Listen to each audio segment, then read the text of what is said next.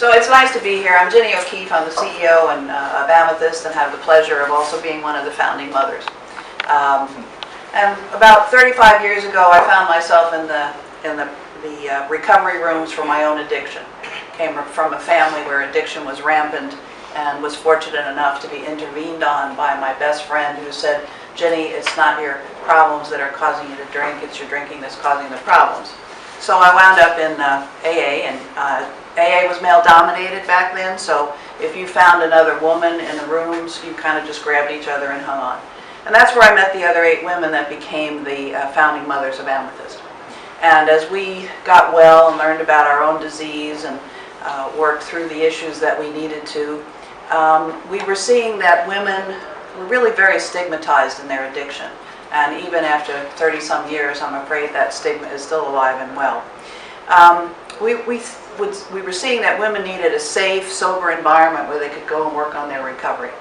So we had a dream, and that dream was to have a facility where we could house the women and help them to get well. And the same goals that United Way talks about are the very things we work on at Amethyst. The program is absolutely comprehensive. We do addiction treatment, trauma treatment, because the vast majority of women who come through our doors have significant sexual abuse issues that have to be worked on. We have a family treatment team because we are one of the few treatment centers in the country that allow the children to come with the mothers into the treatment program and work with the whole family. Of course, we have a trauma team that works on the sexual abuse issues. The program is divided into segments. It's more intense in the beginning, and then it gets less intense over time as the women either go to school or to work. Ultimately, we try, education being a huge goal, we try to get as many people into education as possible because that, in fact, is the bridge out of poverty. We have today, from a small house in Clintonville where we started with 3 recovering women, today we have 140 housing units. So we blend the treatment with permanent supportive housing. That gives them the stability that they need, gives them the time and resources to make progress, to get well, return to the community, and be contributing members. One thing I always like to say is that when we talk about some of the United Way goals, again for us, if for every woman that does not wind up in the criminal justice system as a result of her addiction, we save about $28,000 per woman per year. If we have a child that winds up in child welfare system, we save, if we get them out of there or don't get them in there, we save about $25,000 per child per year. If you keep them out of the emergency room for their health care, it's about $400 to $1,800 a visit. And a drug-free baby, which I'm proud to say in 30 years we've never had a baby born addicted to drugs. So a drug-free baby is a minimum $150,000 in the first year. So we're really helping to contribute to the community and its economy. I think probably we also have an outpatient for women who are not ready or don't think they need the long-term housing and treatment. I think for me, the United Way has been a godsend.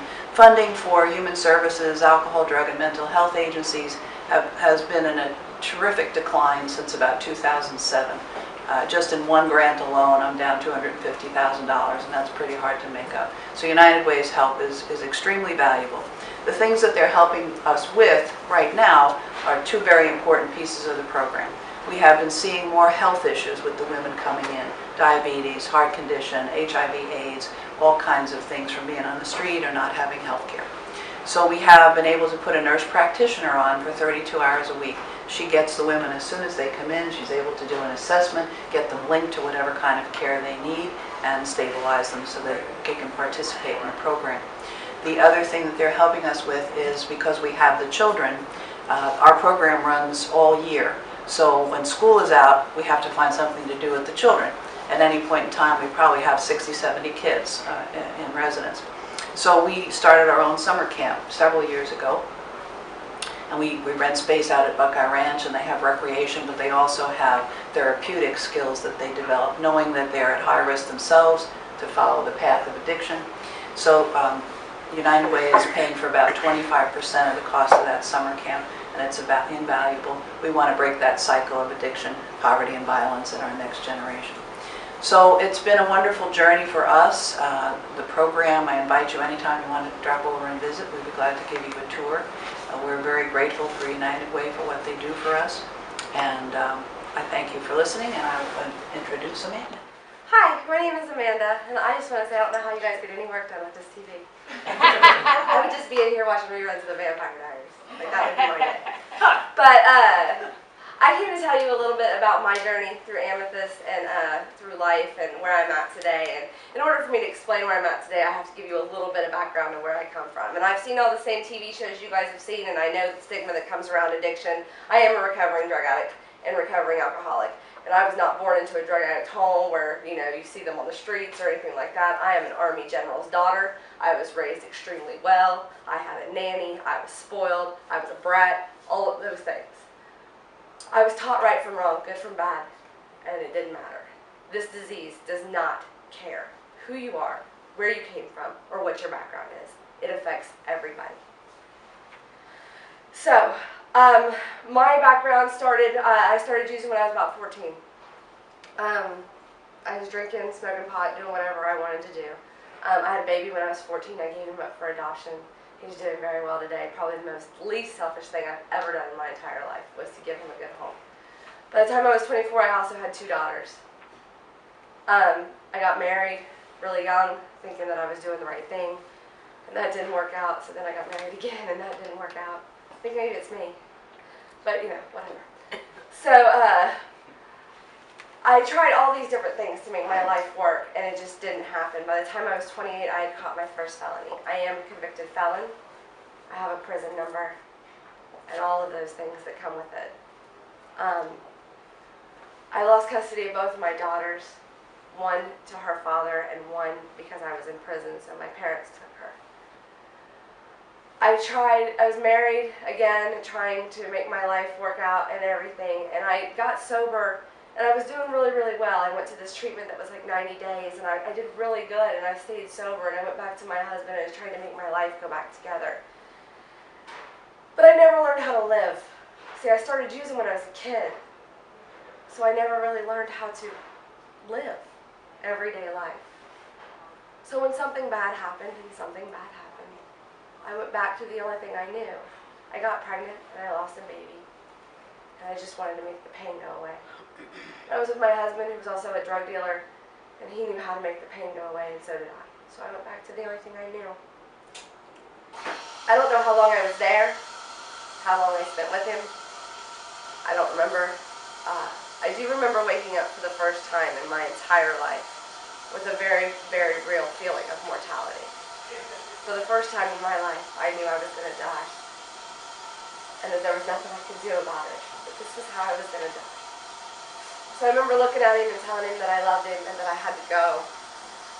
And he called me all kinds of names, and our relationship was somewhat abusive anyway, and told me the only time I ever came back to him was when I needed something. And I still say to this day, the hardest thing I've ever faced in getting well is admitting that he was right. He fixed everything, and that's what I used him for. So I left, and I went to somebody who was with me when I was sober before, and she helped me just kind of make it through the night. And the next day, the cops were at my house. Like I said, I'm a convicted felon. That makes you a little nervous. So I opened the door, and there stood a cop who I'd known for several years, was friends with my first husband, and he was there to tell me that my husband was dead, and he killed himself that night. So now I'm a widow. I'm sleeping on a friend's couch. I have nothing left. My probation officer found me and said, "Where have you been?" Because during all this time that I tried to get myself together, so that's my sobriety date, the day my husband died. I've been sober since that day. That is June 24th, 2010. By the grace of God, I have not put any chemical in my body since that day. But that didn't mean that I was done. It just meant that I wasn't using. I was falling apart, and my probation officer showed up. He was like, "What's going on?" And I was like, "I don't know." And I was working, and I was doing all these things, and I wasn't using, and I still wasn't reporting to probation. And he was like, "You have a job, and you're sober, and you still won't come in and report?" And I was like, "This is a problem, isn't it? You're not happy with me."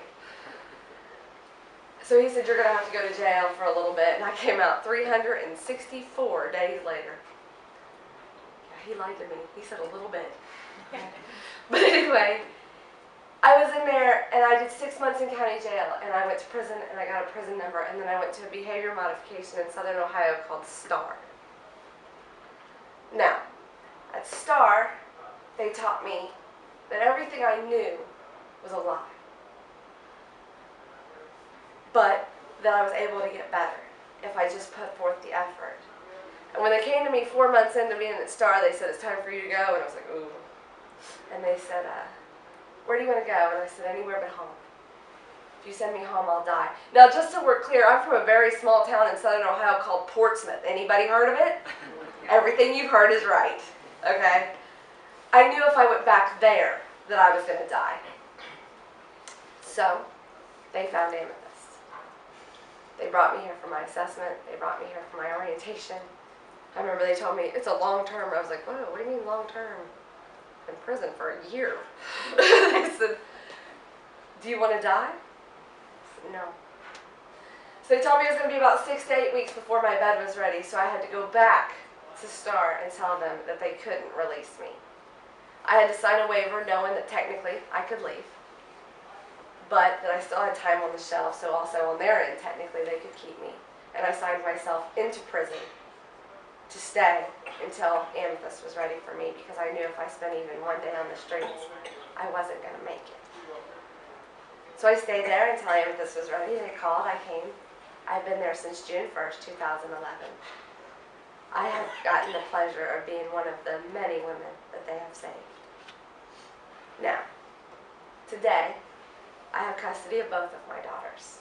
They live with me. They eat a lot. I mean a lot. It's kind of weird. One's a teenager. I wasn't ready for that. One's 9. They're very different people, but they are both so much like me that it's bothersome on a daily basis. I get to be a mother today. I get to be the person that tells them to go to bed. No, you can't talk on the phone at 11:30. Who's that boy? He needs to leave. All of those things that I never did, I get to do today. I get to be that person. I am a daughter today.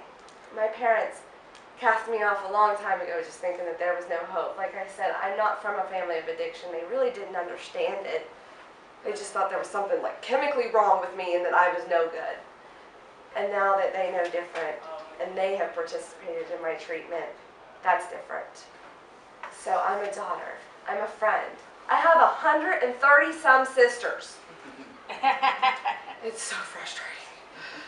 But these are some of the most amazing women I have ever met in my entire life. And they are there for me when nobody else is. And they are unbelievable people that I get to know from all different walks of life that shows that this disease truly does not care where you come from, because they are such different people. I get to be all of these things today because of people like you.